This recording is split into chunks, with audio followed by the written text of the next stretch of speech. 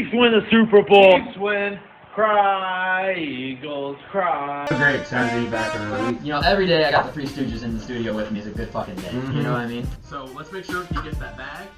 Frauds, frauds! Woo! Justin's way ahead in picks.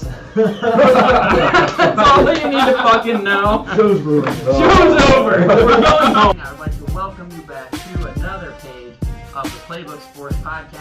What's going on, everybody? Welcome back to another day of 32 NFL offseasons in 32 days. Yesterday, we talked about the Los Angeles Chargers. Today, let's talk about the other LA team, the Los Angeles Rams. Now, I have said it before, and I will say it again. The Rams absolutely sold their soul for that Super Bowl victory. And if you're a fan of a franchise that isn't willing to do exactly that for you, then I am very sorry. And I'm not sitting here saying that your teams won't give it all up to win it, but the Rams did it. The Rams went all in. They took every chip out of their pocket and they pushed it into the middle of the table and said, our time is right now. And it worked. They went for it and they did the damn thing.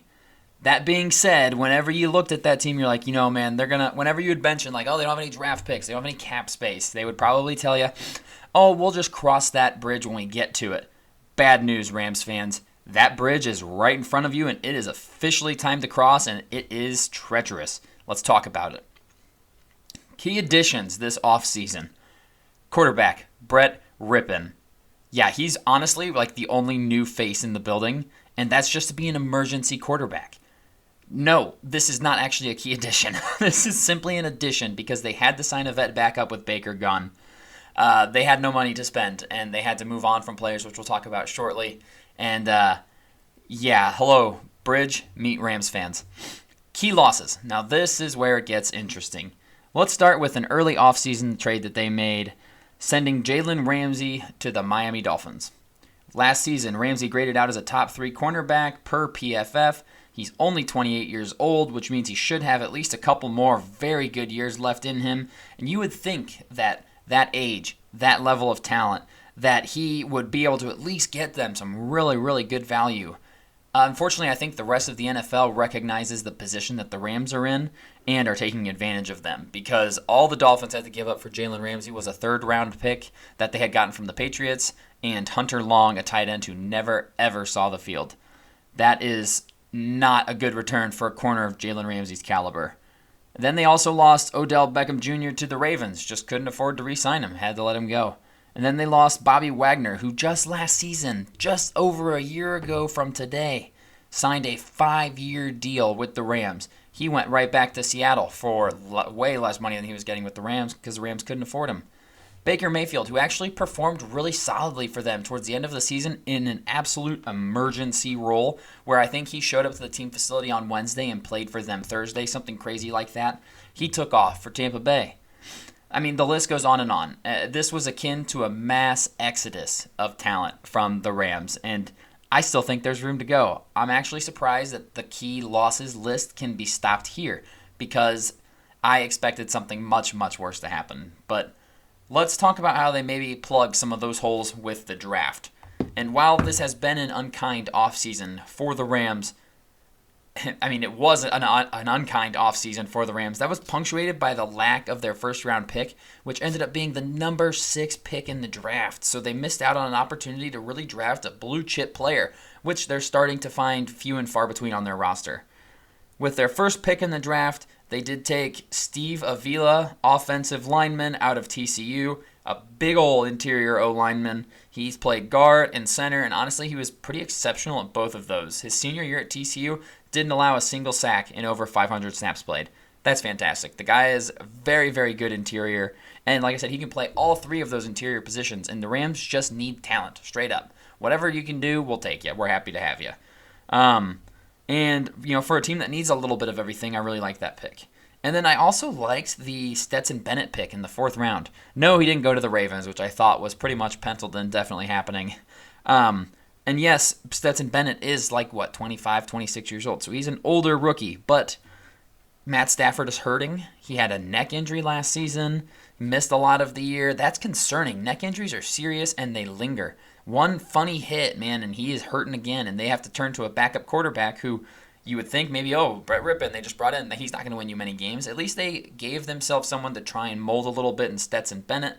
He's proven to be a winner. He just won back-to-back national championships, yes, on a fantastic team, but either way, he's a winner, and that's a mentality when it's all said and done. And yet, I did also like Zach Evans. I thought he was a good value pick down the board for them as well. And, the Rams had a ton of picks in this draft, but most of them were day 3 picks, which are hard to get a lot of value out of. They don't make a ton of impact. But I do think that they got at least one day 1 starter out of this draft, which is pretty solid value considering they lacked a first-round pick. And the Rams are no longer using the mantra of F them picks like they had been because, again, they sold their entire soul for that Super Bowl. Good for them. But as far as their draft goes, I give them a B- grade. Overall, for this offseason, I think that their theme has to be you reap what you sow. Rams went all in on the Super Bowl and got it. And now we're seeing the fallout from an all-in kind of move just like that one. Sadly for them, it means an extraordinary loss of talent with few draft picks to help plug holes where the talent has walked away. So for this offseason, I'm giving them a D+ because they've only lost good players and haven't been able to bring anybody in. That happens. It's going to continue to happen. We're not quite done with that. And honestly, the D+ is helped by a B- draft grade. So it's been a rough offseason, Rams fans. I'm real sorry you're going through this, but I'm also not because you can wipe your tears with your Super Bowl champion towels. The Rams themselves as a team, they're in kind of a confusing place right now. They still have Aaron Donald, arguably the greatest defensive player of all time. They still have Cooper Kupp, who has been a fantastic wide receiver. And if he's healthy, they still have Matt Stafford, who's definitely a top 15 quarterback, I would say. Those 3 players, especially Cooper Kupp and Aaron Donald, are at the top of their game. Top of the position. They are fantastic at what they do. But then you look around the rest of that locker room, and there are just no reinforcements anywhere. They've got 2 ballers and then a bunch of guys. It's just those 2. And they can't get it done with just those 2, or 3 if you want to count Stafford.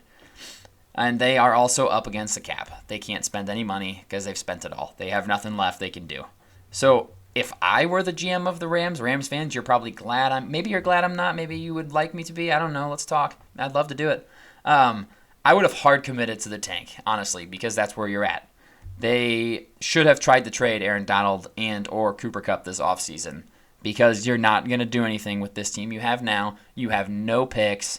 You don't have any blue chip prospects on your roster. It's time to saddle up. It's going to be rough. You've got to pay the tab. The tab has come due.